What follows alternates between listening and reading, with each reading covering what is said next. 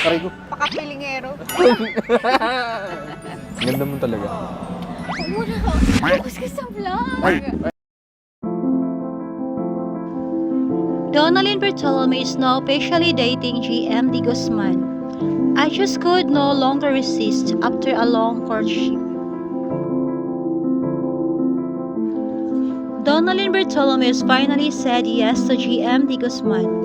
On Facebook, Donalyn shared their love story, which started on February 16, 2022, when he made her promise to do a collaboration together.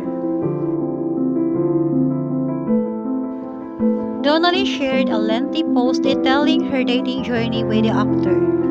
They shock everyone when they reveal they are in a relationship.